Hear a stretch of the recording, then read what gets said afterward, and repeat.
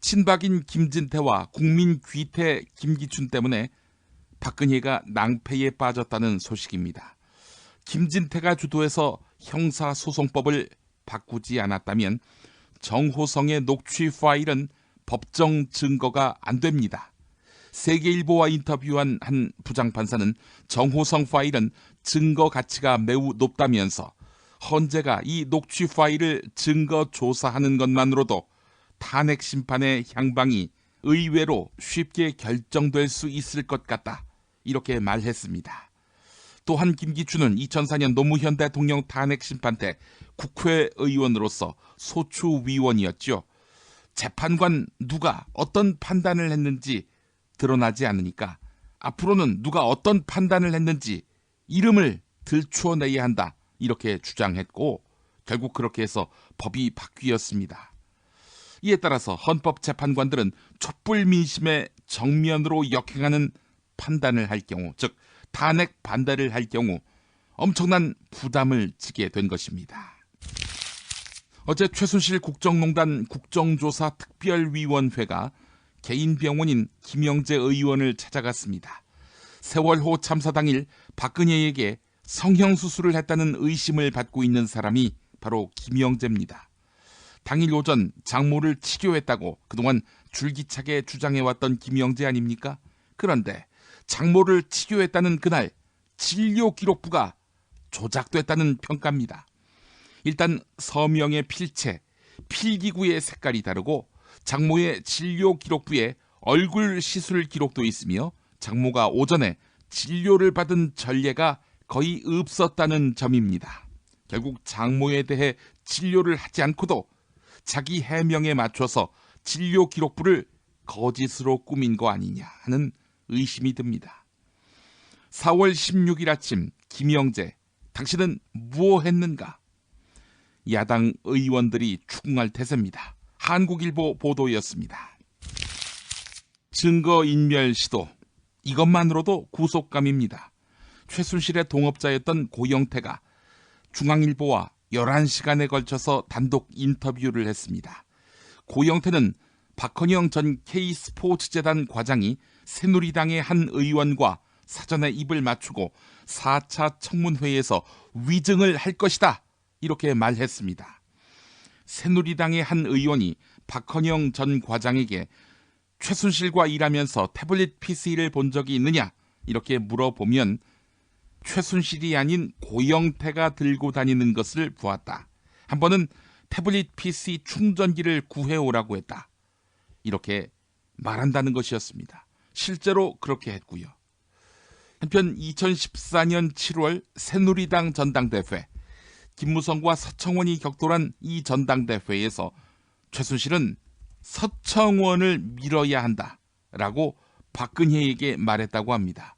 그런데 최순실이 존댓말을 썼지만 내용은 지시에 가까웠다, 이렇게 고영태가 말했다는 것입니다. 이틀 전 청문회에 나온 이화여대 관계자들의 답변 태도가 국민적 공분을 사고 있습니다. 의원들이 집요하게 캐물었지만 최경희 전 총장과 김경숙 전 체육대학장을 비롯한 인사들은 그런 사실이 전혀 없다, 있을 수도 없는 일이다 라면서 부인했습니다. 자, 팩트는 어떨까요? 중앙일보에 관련 기사가 있는데 교육부 감사 결과는 체육대학장이 입학처장에게 정유라의 지원 사실을 알렸고 입학처장이 이를 최경희 총장에게 보고했고 입학처장이 면접위원들에게 압력을 행사해서 정유라를 선발하게 했다는 것입니다. 또 학장이 교수들에게 정유라를 신경 써라, 관리 잘하라, 이렇게 지시했다는 사실도 포함됐습니다. 상황이 이런데도 오리발을 내밀자 교육부 김태현 감사총괄 담당관이 본인들은 부인하지만 압력이 있었다는 관련 진술을 다 받았다, 이렇게 반박하기도 했습니다. 국민일보에 이런 기사가 났네요. 청문회에 나온 핵심 증인들의 거짓말과 교묘한 말 바꾸기를 분석한 건데 패턴이 있다는 것입니다. 시종일관 모른다, 그런 적 없다 라면서 발뺌을 하다가 특위위원들이 동영상이나 공문 등의 증거를 내밀면 재빨리 말을 바꾸는 식입니다. 최순실을 모른다던 김기춘, 서창석과 통화 안 했다던 이임순 순천향대 교수, 세월호 참사 당일 진료를 안 했다던 김영재 의사, 이대생 농성 때 경찰 투입 요청을 안 했다던 최경희 총장, 그 자리에서 거짓말이 드러난 경우입니다. 그래서 위증죄로 처벌해야 한다, 이런 목소리가 높습니다. 현재는 1년 이상 10년 이하 징역에 처하도록 규정하고 있습니다. 국조특위는 지금까지 위증 혐의가 제기된 모든 증인을 검찰에 고발할 방침입니다. 완장질이 나날이 즐거운 황교안 이야기입니다. 대통령급 의전을 요구하더니 공공기관 인사도 본인이 하겠다는 거 아닙니까? 한편 한겨레가 어제 세월호 수사를 방해한 당시 법무부 장관 황교안의 실상을 고발했는데요. 박영수 특별검사팀이 황교안도 수사 대상이라고 밝혔습니다. 이뿐 아닙니다. 정윤회 문건 유출 당시 정윤회의 국정 개입 의혹은 사실이 아니다, 이렇게 검찰로 하여금 결론을 내리도록 황교안이 역할을 한 것 아닌가.